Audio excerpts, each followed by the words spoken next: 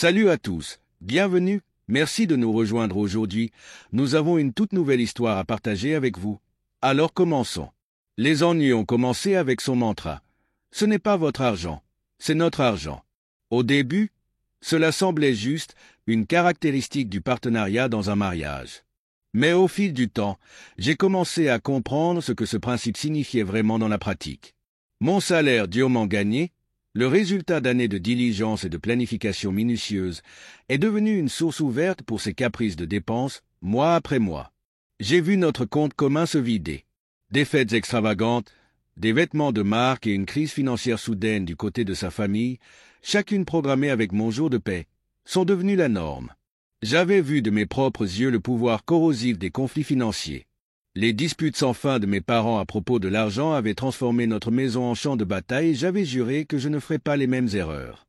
J'ai établi des limites financières claires au début de notre mariage. J'ai élaboré un budget garantissant que nous pourrions vivre confortablement tout en sécurisant notre avenir, mais chaque tentative de discuter des limites était accueillie par un geste dédaigneux de sa main ou une réplique acerbe. « Tu es tellement coincé qu'elle se moquait.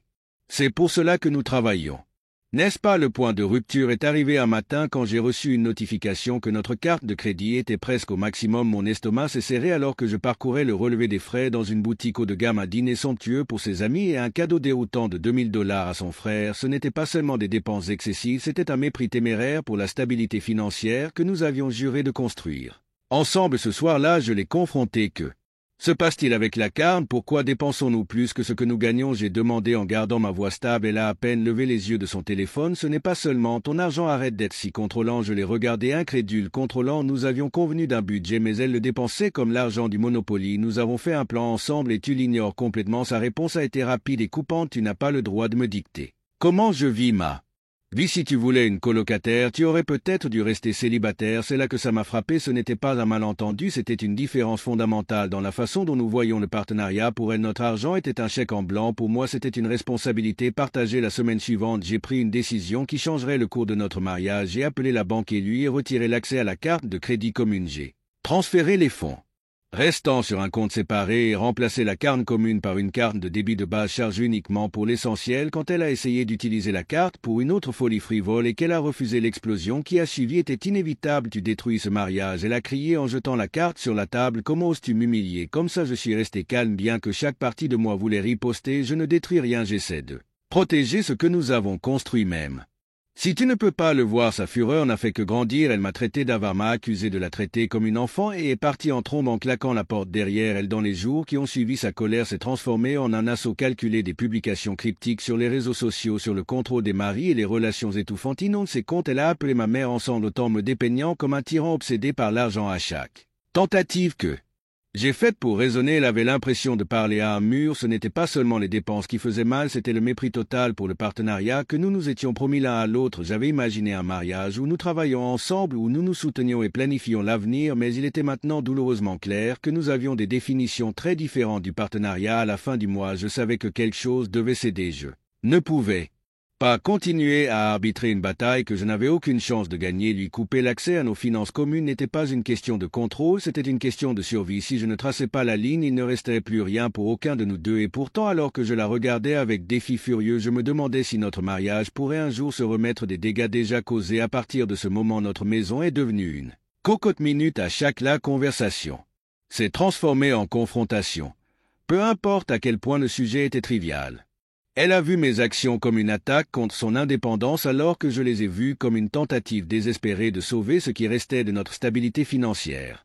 Sa réponse immédiate a été de riposter la nuit même où sa carte a été refusée. Elle a lancé une campagne de guerre émotionnelle.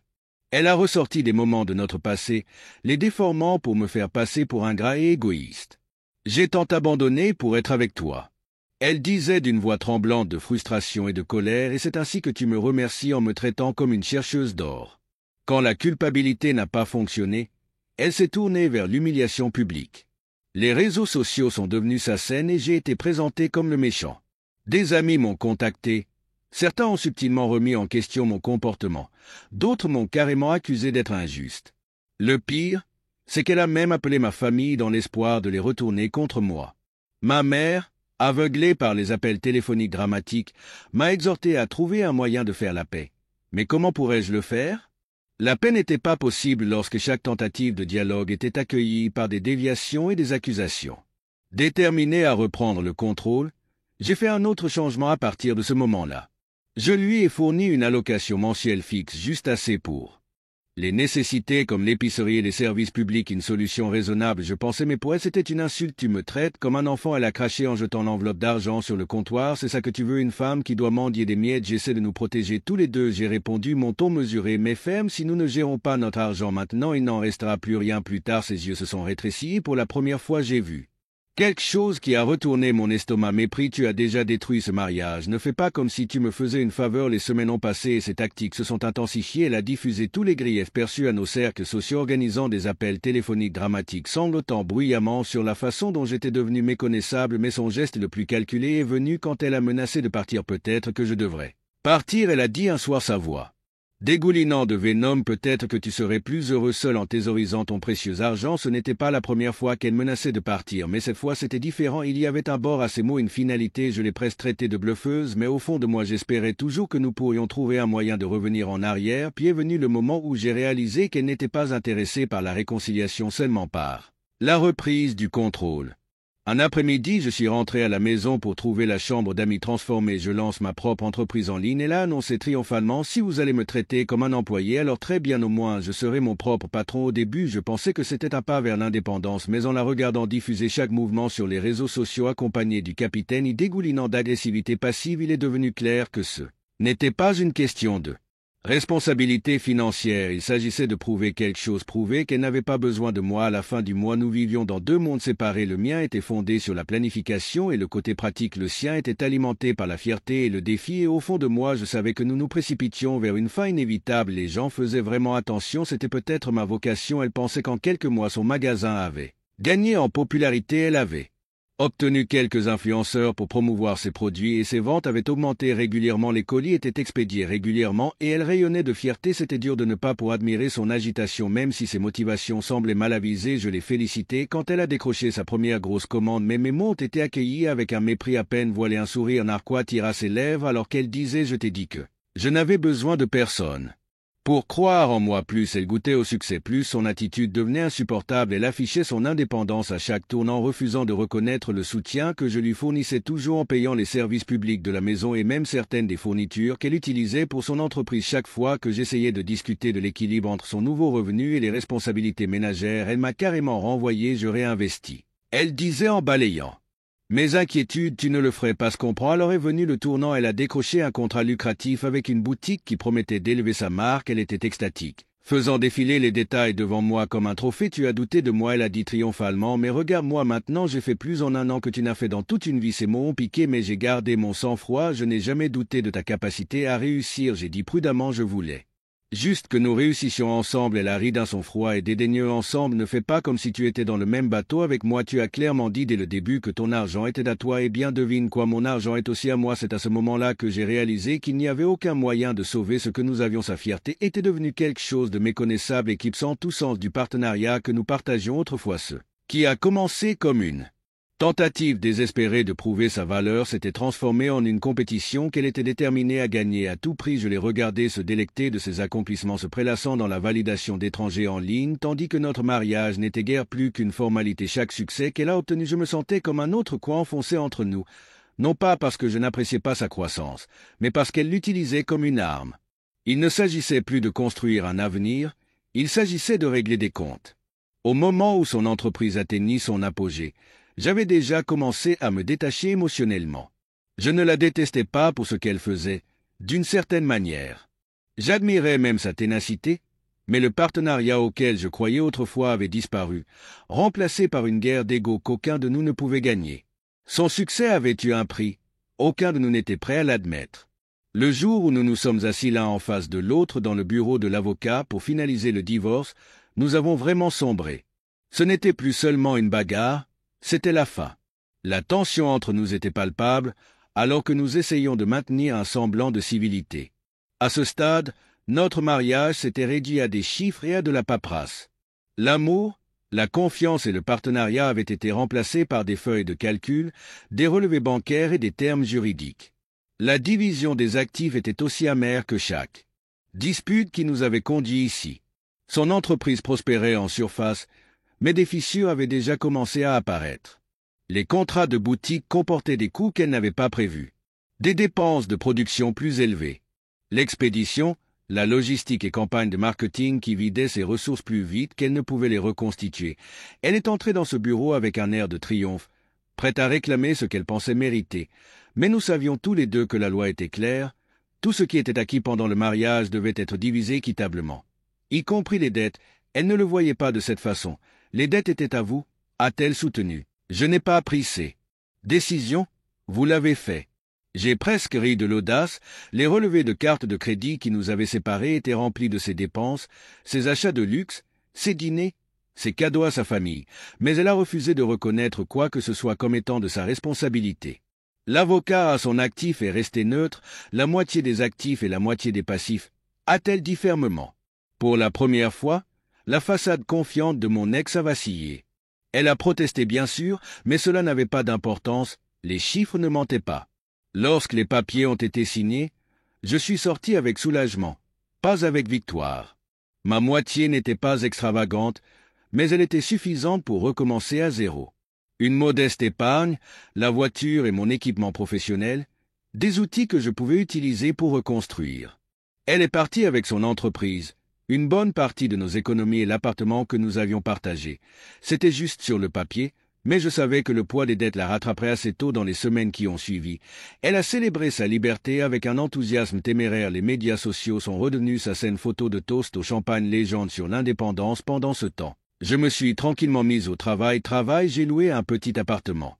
Plus petit et me suis concentré sur la reconstruction de ma stabilité, puis l'ironie a frappé. Des amis communs m'ont dit qu'elle avait des difficultés, les dettes qu'elle avait rejetées car les nôtres étaient maintenant en grande partie les siennes. Elle avait sous-estimé le coût de la gestion de son entreprise. Seuls les fournisseurs appelaient à propos de retard de paiement et son contrat de boutique était sur le point de s'effondrer à cause de miss délais de production. Elle refusait toujours de reconnaître la réalité. Au lieu de cela, elle redoublait d'efforts pour avoir l'illusion du succès en participant à des événements de réseautage, en affichant de nouveaux achats, en racontant des histoires sur des problèmes temporaires de trésorerie. Certains amis lui ont prêté de l'argent, d'autres se sont éloignés fatigués du drame. Je suis resté en dehors de ça pour la première fois depuis des années. Je ne me sentais pas obligé de régler ses problèmes ou de la protéger des conséquences de ses choix. Elle avait fait son lit et maintenant elle devait s'y allonger. Puis est venu le coup final. Elle m'a contacté directement la première fois que nous avons parlé depuis le divorce. Son ton était froid, presque professionnel. La division des biens n'était pas juste. Elle a dit que tu savais que j'avais besoin de plus pour faire fonctionner mon entreprise, comme si c'était en quelque sorte ma responsabilité. Elle a laissé entendre qu'elle allait intenter une action en justice, mais il n'y avait aucun fondement à sa réclamation. L'accord avait été clair, le tribunal l'avait approuvé. Quand l'appel s'est terminé, je n'ai ressenti aucune colère, seulement un sentiment silencieux de clôture. C'était ce qu'elle était devenue, une personne tellement consumée par l'orgueil et le ressentiment qu'elle ne pouvait pas voir la vérité, la regarder en face. Et alors qu'elle continuait à tourner en rond, je me suis concentré sur ce qui comptait, mon avenir, ma paix et la liberté de vivre sans que ses choix ne me tire vers le bas. Le glamour de son parcours entrepreneurial s'est rapidement estompé. Les commandes ont ralenti, les plaintes des clients concernant les retards d'expédition et la mauvaise qualité se sont accumulées. Elle a essayé de maintenir les apparences avec des messages de motivation, mais la tension était évidente. Au lieu d'admettre qu'elle était en difficulté, elle a pris des mesures de plus en plus désespérées, vendant la voiture, liquidant des investissements, contractant des prêts, mais le trou était plus profond qu'elle ne le pensait. La boutique a résilié son contrat, les ventes ont chuté et bientôt elle a dû vendre l'appartement qu'elle s'est battue pour garder. Elle a essayé de le faire passer pour un geste stratégique, mais tout le monde a vu la vérité. Elle se noyait, même sa présence sur les réseaux sociaux s'est effondrée. Les messages sont devenus rares, teintés d'amertume. Elle a blâmé les autres pour ses échecs, mais la sympathie était rare. Les gens étaient fatigués de ses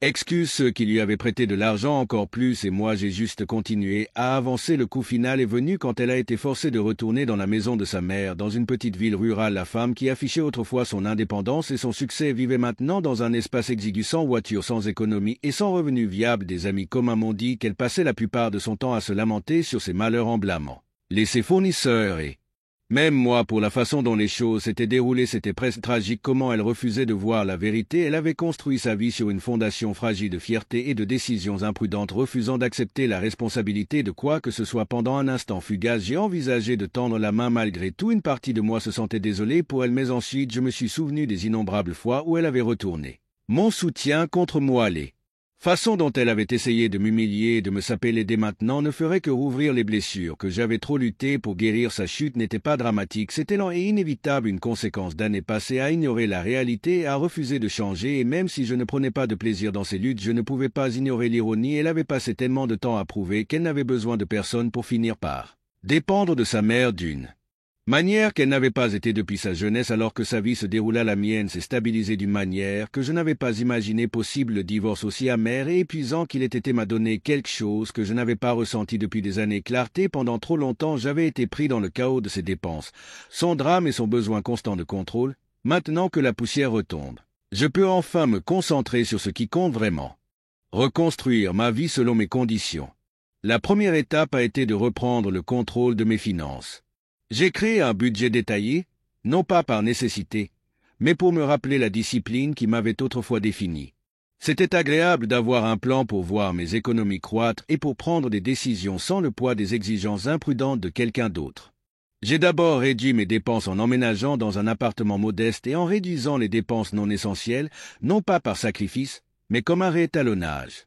Mon objectif n'a jamais été d'impressionner n'importe qui, c'était pour créer de la stabilité. Cette stabilité m'a permis de prendre un risque calculé. J'ai utilisé une partie de mes économies pour démarrer une petite entreprise. Ce n'était pas tapax en grave-l'œil ou révolutionnaire, mais c'était quelque chose qui m'avait toujours passionné. Je m'y suis investi non pas par désespoir, mais avec détermination. Chaque décision, chaque investissement a été fait avec soin et au fil du temps l'effort a payé. L'entreprise a grandi régulièrement et avec elle ma confiance en elle aussi. Pendant ce temps, j'entendais de temps en temps des nouvelles d'elle par l'intermédiaire d'amis communs. Elle vivait toujours avec sa mère, luttant toujours pour trouver sa place. Sa présence, autrefois vantarde sur les réseaux sociaux, s'était réduite à des plaintes sporadiques et cryptiques sur la trahison et les difficultés. Dans une tentative désespérée de reprendre le contrôle, elle a même essayé de déposer une plainte contre moi, affirmant que le règlement du divorce avait été injuste. Le tribunal l'a rejeté catégoriquement. C'était un geste faible qui n'a fait que renforcer à quel point elle était éloignée de ma vie. Quand j'en ai entendu parler, je n'ai ressenti ni colère ni satisfaction, juste un sentiment tranquille de finalité. Sa chute n'était plus mon problème. Elle avait fait ses choix tout comme j'avais fait les miens, et tandis qu'elle continuait à se débattre avec les conséquences de la sienne, j'étais occupé à construire un avenir qui n'avait rien à voir avec elle. Un jour, en triant de vieux dossiers, je suis tombé sur une photo de notre mariage. Je l'ai étudiée en me souvenant des personnes que nous avions été, deux individus qui croyaient autrefois qu'ils construisaient une vie ensemble, mais je n'ai pas ressenti d'amertume, je n'ai pas ressenti de regret, juste une compréhension tranquille du chemin parcouru. Depuis ce moment, le mariage, j'ai réalisé que c'était plus que des finances partagées ou une compatibilité de niveau superficiel. C'est une question de partenariat, respect et une volonté de grandir ensemble. Sans ces choses, aucune somme d'argent ou d'effort ne peut le maintenir ensemble. Aujourd'hui, ma vie est calme, concentrée et épanouissante. J'ai construit une entreprise dont je suis fier, acheté une maison qui ressemble vraiment à la mienne et appris à valoriser ma propre paix. Par-dessus tout, il n'y a pas de dispute, pas de drame, pas besoin de justifier mes choix à qui que ce soit.